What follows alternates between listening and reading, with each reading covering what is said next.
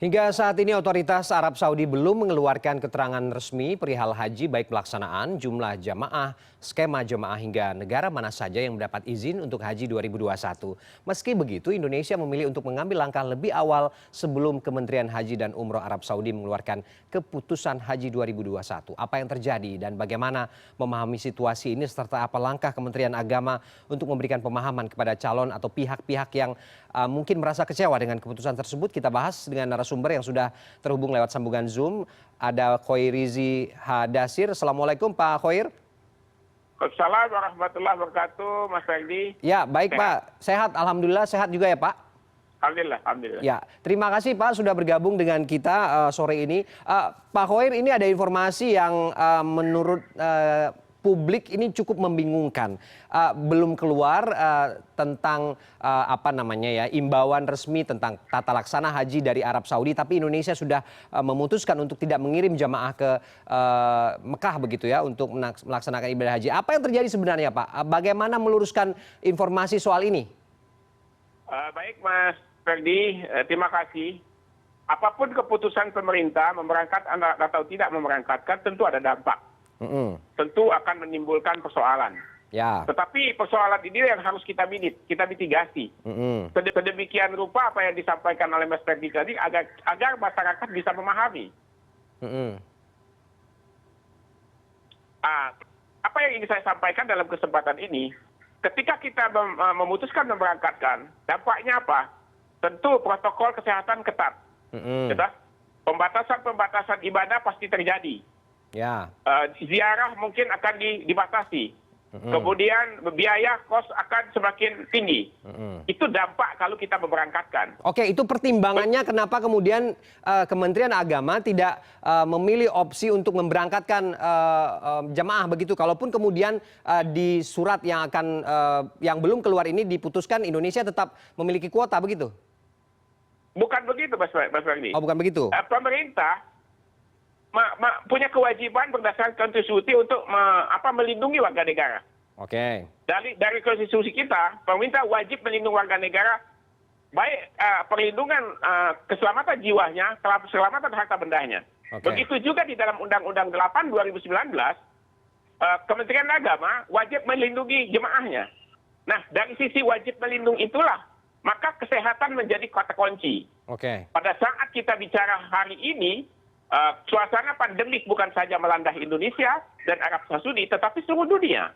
Maka wajarlah kita untuk melindungi warga negara dalam rangka menjaga kesehatan dan keselamatannya. Oke, saya simpulkan sementara dari apa yang Anda sampaikan bahwa alasan kesehatan inilah yang membuat pertimbangan pemerintah untuk tidak memberangkatkan jamaah di musim haji 2021 ini ya Pak Khoir ya?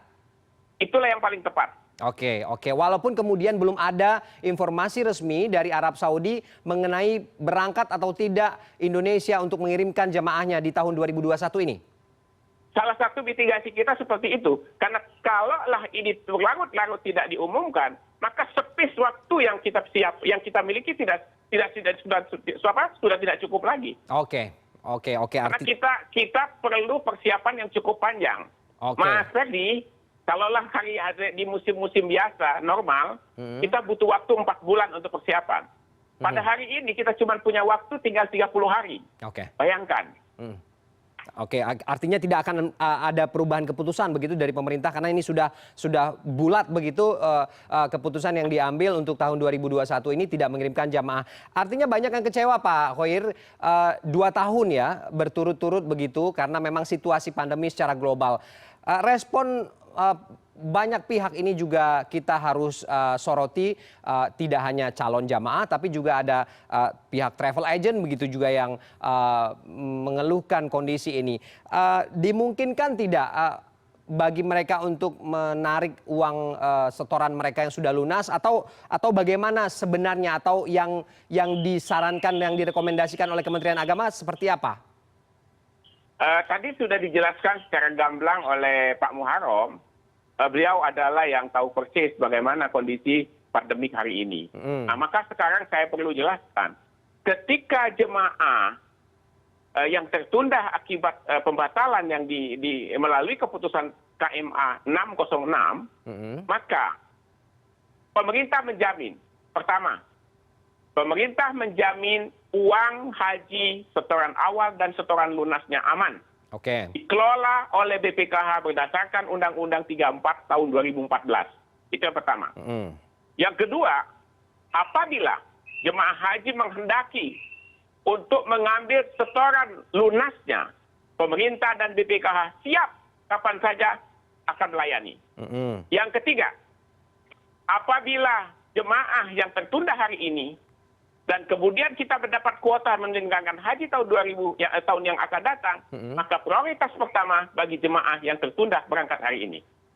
Oke, walaupun mereka sudah mengambil semua uang yang mereka lunasi dalam 2 tahun belakangan ini, begitu?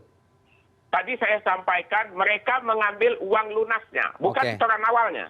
Ketika dia mengambil uang setoran awalnya, maka secara otomatis pemerintah menganggap dia mengundurkan diri untuk menjadi antrian jemaah haji. Oke, artinya kalau uang lunasnya diambil tanpa setoran awal, antriannya tetap akan seperti semula begitu ya? Tidak akan membatalkan antrian mereka atau nomor urut mereka yang sudah mereka ambil sebelumnya saat mereka setor di awal keberangkatan. Oke, ada jaminan begitu ya kalau mereka pun juga uang yang telah disetor, kalaupun juga tidak jadi berangkat di tahun ini untuk kedua kalinya bagi sebagian jamaah itu tetap aman ya Pak?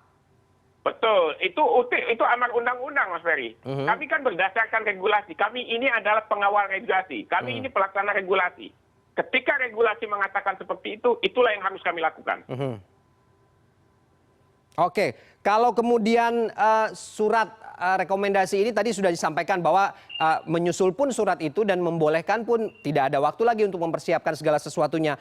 Tapi ada tidak Pak Khoir tanggung jawab moral begitu ya, katakanlah pihak-pihak penyelenggara haji dan umroh seperti travel agent atau pihak-pihak lain begitu yang terlibat dalam tata laksana haji setiap tahun ini diberikan keringanan begitu Pak, atau hal-hal yang mungkin membuat mereka lebih diperhatikan kondisi mereka dengan situasi yang tidak menentu saat ini?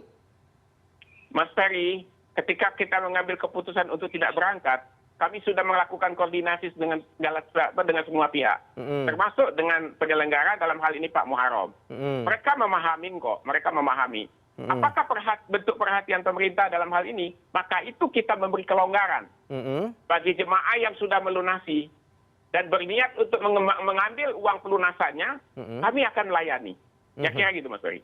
Oke, apa yang ingin disampaikan Pak kepada pihak-pihak yang merasa kecewa dengan keputusan hari ini mengenai penyelenggaraan haji di 2021 ini kembali ditunda untuk Indonesia? Tentu kalau bicara kecewa Mas Ferry, orang yang pertama kali kecewa itu adalah saya. Orang yang pertama kali kecewa itu adalah saya. Kenapa saya katakan adalah saya? Karena saya adalah yang diberikan amanah untuk mengurus kita semua, untuk mengurus Duyufur Rahman. Tapi saya hari ini tidak mampu untuk melakukan. Kenapa? Karena tangan saya tidak bisa menjangkau. Karena ada hal yang tidak bisa kita jangkau adalah regulasi pemerintah Kerajaan Arab Saudi. Nah, maka itu saya mengajak kita semua untuk memahami ini secara utuh. Jangan kita terumbang-ambing oleh informasi media-media, informasi sosial hari ini yang sesungguhnya tidak ada dasarnya, tidak ada fakta yang sesungguhnya. Maka itu saya mengucapkan terima kasih yang sebesar-besarnya kepada CNN hari ini bisa menjelaskan ini. Oke, Pak Khoir, saya ingin juga mengkonfirmasi bahwa kondisi Indonesia tidak memberangkatkan jamaah ke Tanah Suci bukan karena soal hutang begitu ya, yang kita tahu informasi ini bertebaran di media sosial. Ini tidak benar begitu ya Pak, bisa diluruskan soal ini Pak? Terima kasih Mas Ferry, sekali lagi terima kasih Mas Ferry. Pertama, Indonesia tidak pernah punya hutang dengan Arab Saudi persoalan haji. Itu perlu saya tekankan, Indonesia tidak pernah punya hutang persoalan haji. Yang kedua, Indonesia sebelum memberangkatkan atau tidak memberangkatkan tahun ini karena itu tadi keselamatan warga negara. Di samping memang sampai detik ini pemerintah Arab Saudi juga belum memiliki keputusan.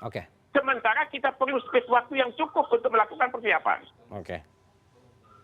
Oke, baik Pak. Cukup clear begitu untuk menjawab semua apa yang dikhawatirkan, yang dicemaskan oleh masyarakat, oleh publik mengenai kondisi hari ini yang mengatakan bahwa Indonesia tidak memberangkatkan jemaahnya untuk kedua kalinya di tahun 2021 ini. Semoga ini bisa meluruskan semua perspektif keliru tersebut. Terima kasih Pak Khoiri sudah bergabung. Boleh saya tambah sedikit, Mas Ferry? Ya, singkat saja Pak. Sedikit aja.